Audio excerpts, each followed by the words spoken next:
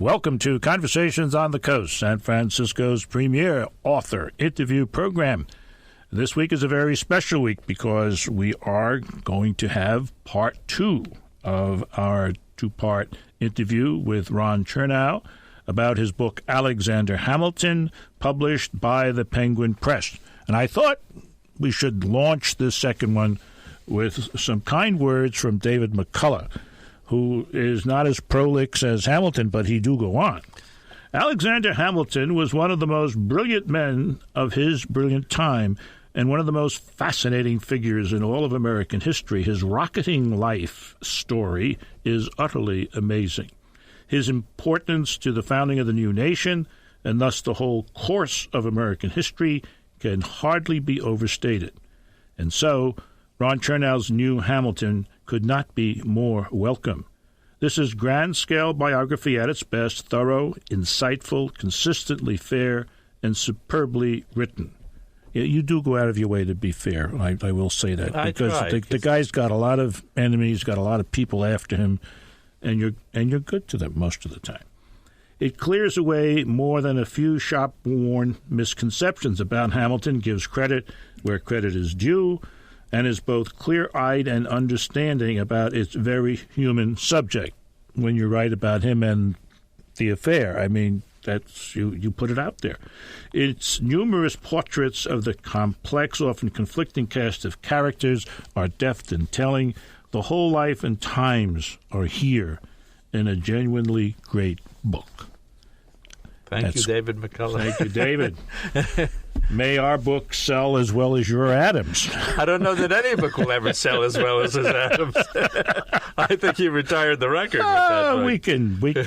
We can hope. I do want to spend some time in the second program talking about Eliza, but you know, she is an individual who is fascinating to me, and you just kind of discovered it because nobody wrote about it before. But before we go there, I want to go back to Burr and Hamilton. One of the things why I find their, getting killed by Burr unexplainable is that their lives were terribly parallel.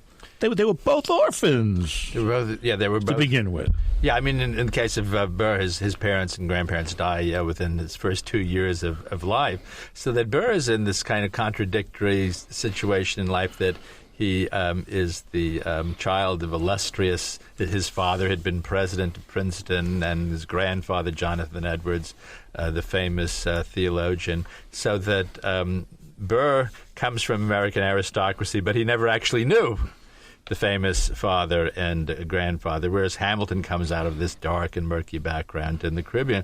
But you're right, Jim. They start out, they have very parallel lives. They're both heroic young colonels in the Revolution. Right. They qualify for the law in New York at almost the same time. They then move. Burr is living at 3 Wall Street. Hamilton is living at 57 Wall Street. They're living 2 blocks away from each other when they start their career. And they even do some cases together on the same side. Yeah, there were cases where they were on the same side. There were cases where they were on the opposing side. One very strange thing, when I was doing the research at the New York Historical Society, was I got the New York Directory at the time, as close as there was to a Manhattan telephone book.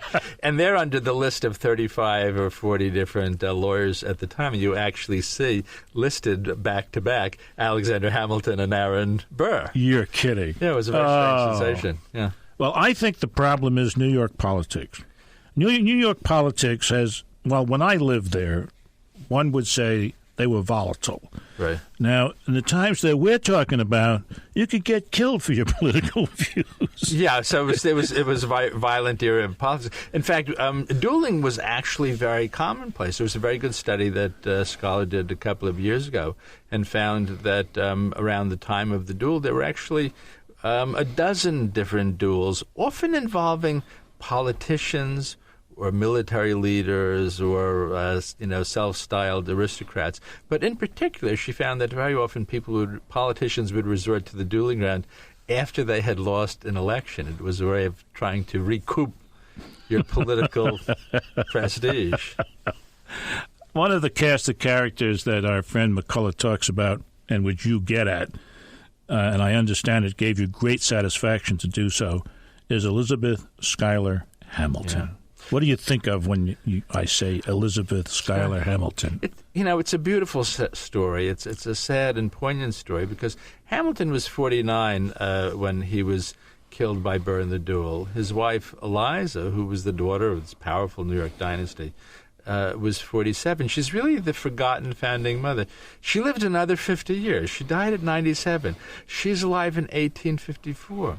I mean, she actually, in the 1850s, she's working with Dolly Madison to raise funds for the Washington Monument. She would have seen Abraham Lincoln. But she carried out this monumental task to preserve her husband's memory. Her line always was, "Justice shall be done to my Hamilton." She always referred to him as my Hamilton. My Hamilton. My Hamilton. So she had her son do this mammoth biography and saved all of his papers. We're going to talk more about Eliza when we come back, and we're also going to talk about Alexander Hamilton's importance for us today. You're listening to Conversations on the Coast with Jim Foster. Find episodes of the show on Facebook, YouTube, Spreaker, and SoundCloud. Search Jim Foster Conversations on the Coast. Follow the show on Twitter at Jim Foster COC and email jimfostercoc@gmail.com. This is Conversations on the Coast. Our guest, Ron Chernow, the book Alexander Hamilton. And Mr. Chernow's been good enough to stay with us for a second week. So we'll be good enough to read another quote from his back jacket, written by Joseph J. Ellis, author of Founding Brothers and American Sphinx. Quote, "A robust, full-length portrait, in my view, the best ever written." Did you hear that, folks? The best ever written of this most brilliant, charismatic, and dangerous, I like that word, dangerous. Twisted it a little founder bit. Of them all. Charismatic and dangerous. Before we talk a little bit about what I think is the importance of what Hamilton wrote and believed in for us today, I just want to read something that you wrote about Eliza. Mm-hmm. This is toward the end of the book in a chapter called Eliza. Eliza's fierce, unending loyalty to Hamilton certifies that their marriage had been deeply rewarding, albeit marred by Maria Reynolds and other misadventures. Blessed with a forgiving heart, Eliza made ample allowance for her husband's flaws. 2 months after the duel, she described Hamilton to Nathaniel Pendleton as, quote, "my beloved, sainted husband and my guardian angel." She thought that God, in snatching Hamilton away, had balanced the ledgers of her life, inflicting exquisite pain equal to her matchless joy in marriage. That's something. That's love and devotion writ large, it seems to me. I don't think there's a phony bone in her body. No, do you? And I open the book with that very touching vignette. She's an old woman in her 90s, and she sits back in her chair and she says to her visitor, "I'm so old, I'm so tired, it's been so long, I want to see my Hamilton." She was a very religious woman. And with an almost kind of childlike faith and certitude, she really believed that she was going to be reunited with him in the afterlife. And now so many people know about the sexual scandal with Mrs. Reynolds that they automatically assumed it must have been an unhappy marriage. I think it's kind of a rather narrow view of human nature and possibility that if you stray once, ergo, it was an unhappy marriage. There's at the beginning of the book, you write, "This was how Eliza wished to recall him, ardent, hopeful, and eternally young." Yeah. Oh, wow. That's love, man. That's just... Well, thank you. That's just so powerful. So pleases me. And you're the first one really to come up with enough material to write much about her. Yeah, because she tried to edit herself out of the story. I think actually she was inspired to do that by Martha Washington. She burned all her own letters. She burned all her own letters, as Martha Washington burned her personal correspondence with George Washington. And I think that it was also partly Eliza lovingly preserved every scrap that Alexander ever wrote to her. She burned every scrap she ever wrote to him.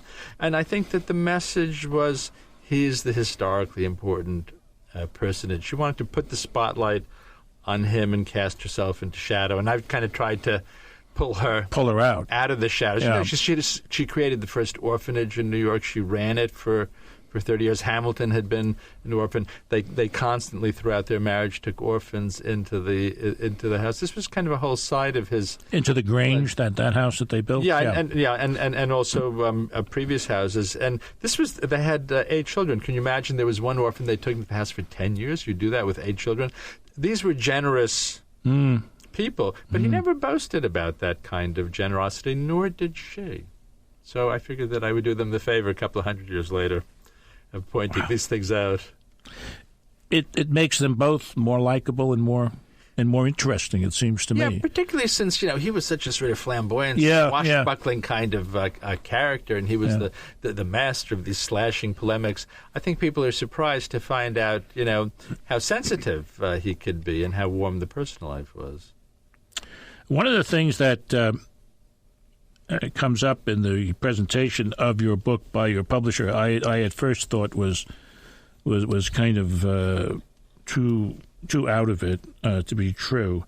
But at one point you do call Hamilton the prophetic Hamilton, and you argue that he foresaw the nation's current economic and political might, as well as our stock markets, banks, factories, and great cities. True.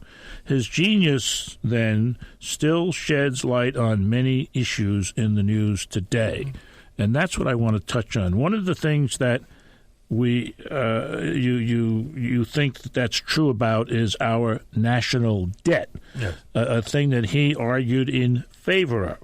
Yeah.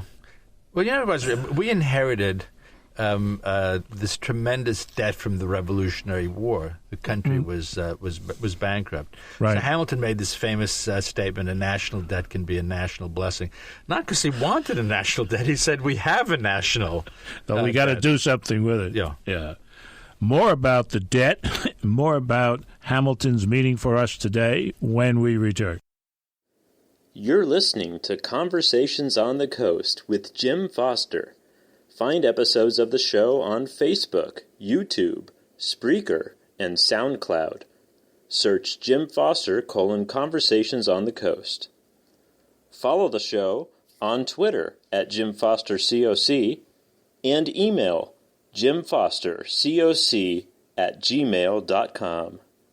This is Conversations on the Coast. I'm Jim Foster, and I have to say something at the start of the last segment of our second program with Mr. Ron Chernow, because if I don't say it now, we won't have time to say it. I want to say thank you very, very much for being with us for 2 full programs to talk about Alexander Hamilton, which is a very large book, but it is a very large subject, and you do that subject justice, and you do it in an entertaining way.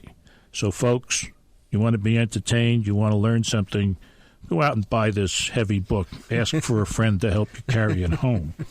It's over 800 pages now. I tried to be economical. I guess I didn't succeed. All right. One of the other areas that Hamilton wrote a lot in, because there are so many areas, but one of them is executive power. Hamilton's critics thought the House of Representatives should lead the country, even in foreign policy. We mentioned this before, while Hamilton fought fiercely for a strong executive. Now, I think historically what came out of that was what we like to call, checks and balances. But when we look at it now, say in this post-9/11 era, where once again we've gone to war on the basis of something called the War Powers Act, which seems to me to be a piece of legislation or a resolution that absolves the Congress of the United States from actually declaring war. I wonder where somebody with Hamilton's mind would come down. Let me offer a few perspectives on this, because on the one hand, Hamilton wrote in many places about the importance of the president having the freedom and flexibility to respond to national emergencies. He thought that was very important. Another point that I would make, though, Hamilton warned eloquently that there was no area of politics where the public could be worked up to a popular and dangerous frenzy more than in the case of war. He thought that was liable to more abuse because those were powerful emotions to play with. And so I don't think that he would have been happy with wars waged by congressional resolutions rather than outright declarations of war. Another thing that I would emphasize about Hamilton, since he's so associated with executive power, he was a strong believer in an independent judiciary. He was really the one who started the whole idea of judicial let's review. have a court. And he always said that he thought the most important check on executive abuses of power was the Supreme Court and the federal judiciary, so that he wasn't all accelerator. There were brakes in his system. It wasn't always full speed ahead. When you talk about the courts, one of the cases, I think, early in his lawyerly career that he tried set the basis for that there to be a federal claim. People imagine that's the concept of judicial review, that is, of the courts ruling a law unconstitutional. They somehow think that is in the Constitution. It's not in the Constitution. It was a concept that really was developed by Hamilton, implemented by the great Chief Justice John Marshall. And it was something from Hamilton's very first days as a young lawyer in New York, was talking about the need for the court to be able to say that this is inconsistent with the national charter. Otherwise, who would? Yeah. Otherwise, how do you say that the president has violated the Constitution or that the Congress has? Speaking of the Constitution, at the Constitutional Convention, we have Hamilton arguing, hard against many concepts that wind up in that Constitution, and then he turns around and becomes the main author of the Federalist Papers, for which people like, Jefferson said, you're a jerk, and worse, and yet somehow I find that admirable. It says to me that this is the man, above all the others, who wanted this country to be a great country. Yeah. And it needed a constitution to begin with. Yeah. I mean, sometimes it is a paradox, and people who don't like Hamilton will say this was the kind of ultimate hypocrisy. He argued for one thing in Philadelphia and then turned around and wrote another thing in the Federalist Papers. But I think that it's important to point out the Constitutional Convention was held behind closed doors. There were secret sessions. People were encouraged to offer sort of new and provocative ideas. The Constitution that was signed by 39 people represented a compromise for everyone. I mean, people forget Madison, for instance, proposed at the Constitutional Convention that the federal government be able to veto state laws. Right. Franklin didn't want a president; he wanted an executive council. So that there were lots of things like this. So it wasn't only Hamilton alone who sort of compromised and said, "Okay, this is the document, and we're going to defend it." I think, in fact, what was so important to this country was the spirit of compromise. Mm-hmm. That's a great thing, and I think that's one of the things that we're lacking now is politicians who have the guts to argue and then to compromise. Well, we're in a bitterly partisan era, and I think that the country would never have gotten off the ground without the political compromises forged at the Constitutional Convention. Ron Chernow has been here for 2 weeks to talk about Alexander Hamilton. This has been Conversations on the Coast, and I'm Jim Foster. Find episodes of the show on Facebook, YouTube, Spreaker, and SoundCloud. Search Jim Foster Conversations on the Coast. Follow the show on Twitter at Jim Foster COC and email jimfostercoc@gmail.com.